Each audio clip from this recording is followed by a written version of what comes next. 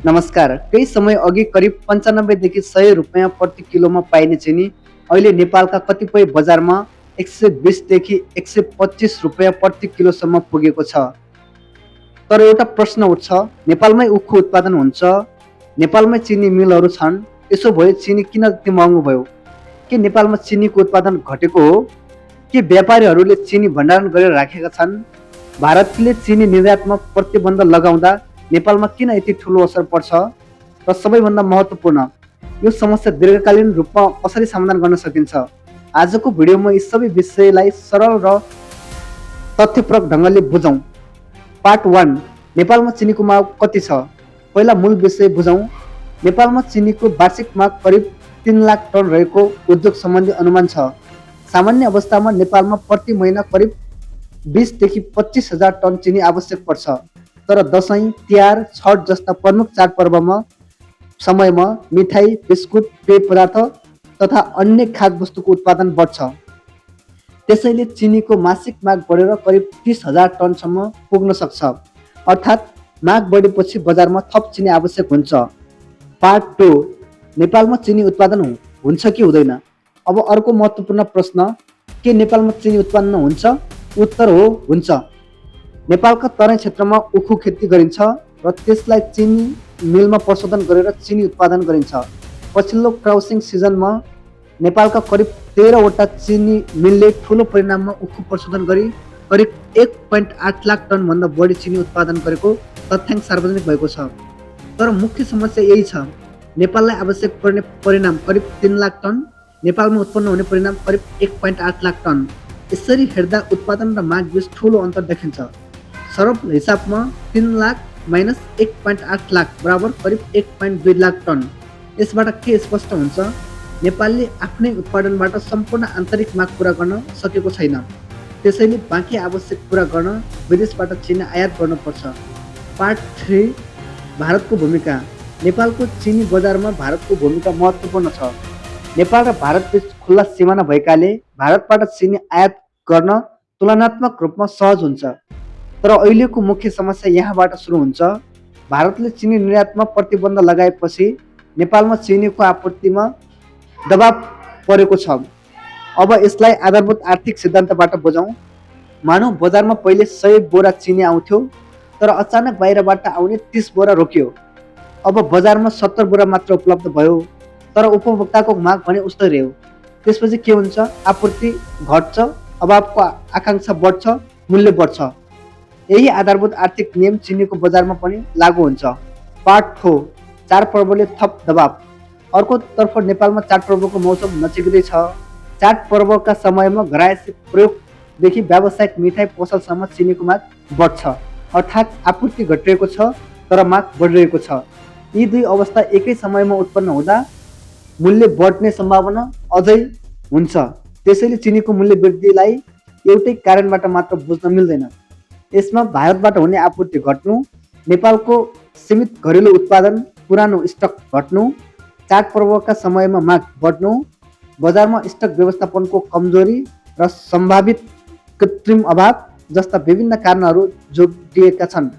Part 5, के व्यापारीहरूले चिनी भण्डारण गरेका छन्? अब अर्को संवेदनशील प्रश्न, के व्यापारीहरूले चिनी भण्डारण गरेर राखेका छन्? बजारमा यस्तो आरोप पनि सुनिँदै आएको छ, यदि कुनै व्यापारीले ठुलो परिमाणमा चिनी खरिद गरेर बजारमा नल्याई भण्डारण गर्यो भने बजारमा उपलब्ध चिनीको वास्तविक परिमाणभन्दा कम देखिन सक्छ। उपभोक्ताले सोच्न सक्छ चिनी पाइँदैन, त्यसपछि मूल्य बढ्न सक्छ। यसलाई अर्थशास्त्रमा होर्डिङ अर्थात् भण्डारण मार्फत कृत्रिम अभाव सिर्जना गर्ने अवस्थाका रूपमा बुझिन्छ। तर यहाँ महत्त्वपूर्ण कुरा के हो भने, आरोप मात्रका आधारमा सबै व्यापारीलाई दोषी ठहर गर्न मिल्दैन। सरकारले वास्तविक स्टकको अवस्था तथ्याङ्कमा आधारित भएर जाँच गर्नुपर्छ। मिलहरूमा कति चिनी छ, थोक व्यापारीसँग कति छ, खुद्रा बजारमा कति उपलब्ध छ, कति चिनी आयात भइरहेको छ, यी सबै विषयमा विश्वसनीय र आवधिक तथ्याङ्क आवश्यक हुन्छ। पार्ट 6, अब समाधान के हो? अब भिडियोको सबैभन्दा महत्त्वपूर्ण भागमा आउँछौँ। यो समस्या कसरी समाधान गर्ने? यसको समाधान दुई तहमा गर्नुपर्छ। पहिलो तत्कालीन समाधान, दोस्रो दीर्घकालीन समाधान। तत्कालीन समाधान 1, सरकारी स्टक बजारमा ल्याउने। सरकारसँग उपलब्ध चिनी छ भने त्यसलाई बजारमा नियमित र पारदर्शी रूपमा वितरण गर्नुपर्छ। सरकारी संस्थाहरूले चिनी बजारमा ल्याउँदा आपूर्ति बढ्छ। आपूर्ति बढेपछि मूल्यमा बढेको दबाव कम हुन सक्छ। तत्कालीन समाधान 2 आवश्यक पुरै विशेष आयात गर्ने।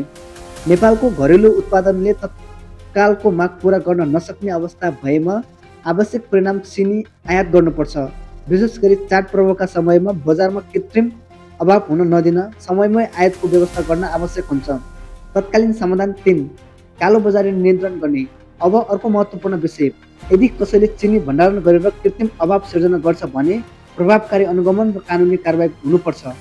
सरकारले उत्पादक, थोक व्यापारी, खुद्रा व्यापारी सम्मको चिनी आपूर्ति श्रृङ्खलाको निगरानी गर्न सक्छ। कति उत्पादन भयो, कति बिक्री भयो, कति स्टक बाँकी छ, यी सबै विवरणको डिजिटल अभिलेख राख्न सकिन्छ। पार्ट 7 स्थायी समाधान। तर यी उपायहरूले तत्कालीन समस्या मात्र समाधान गर्छन्। यदि हरेक वर्ष भारतबाट चिनी आयात नहुँदा नेपालले यस्तै समस्या भोगिरहनु पर्छ भने मूल समाधान समस्या भएको मान्न सकिँदैन। त्यसैले स्थायी समाधान के हो? नेपालमा चिनी उत्पादन बढाउने। अब समस्याको मूल कारणतर्फ जाउँ। चिनी उत्पादनका लागि आवश्यक प्रमुख कच्चा पदार्थ हो उखु। त्यसैले उखु उत्पादन बढाउनुपर्छ। किसानलाई उचित मूल्य उपलब्ध गराउनुपर्छ। सिँचाइ सुविधा विस्तार गर्नुपर्छ। गुणस्तरीय बिउ उपलब्ध गराउनुपर्छ। उखु खेतीमा आधुनिक प्रविधिको प्रयोग बढाउनुपर्छ। साथै चिनी मिलहरूलाई पनि आधुनिक र प्रभावकारी बनाउनुपर्छ। पार्ट 8 किसान किन महत्त्वपूर्ण छन्? नेपालको चिनी उद्योगको आधार वास्तवमा उखु किसान हुन्। यदि किसानहरूले उखु खेती गर्न छोडे भने उखुको उत्पादन घट्छ। उखुको उत्पादन घटेपछि चिनी मिलहरूमा कच्चा पदार्थको अभाव हुन्छ। मिलहरूमा कच्चा पदार्थ कम भएपछि चिनी उत्पादन घट्छ। चिनी उत्पादन घटेपछि आयातमा निर्भरता बढ्छ। त्यसैले चिनीको समस्या समाधान गर्ने हो भने किसानलाई केन्द्रमा राख्नुपर्छ। किसानले उखुको उचित मूल्य पाउने, समयमै भुक्तानी प्राप्त गर्ने, सिँचाइ तथा मल खादको सुविधा पाउने र उत्पादन लागत घटाउने वातावरण सुनिश्चित गर्नुपर्छ। पार्ट 9 नेपाल आत्मनिर्भर हुन सक्छ। अब प्रश्न उठ्छ, के नेपाल चिनी उत्पादनमा आत्मनिर्भर हुन सक्छ? सैद्धान्तिक रूपमा यो सम्भव छ, तर यसका लागि केवल चिनी मिलहरूको सङ्ख्या बढाएर पुग्दैन।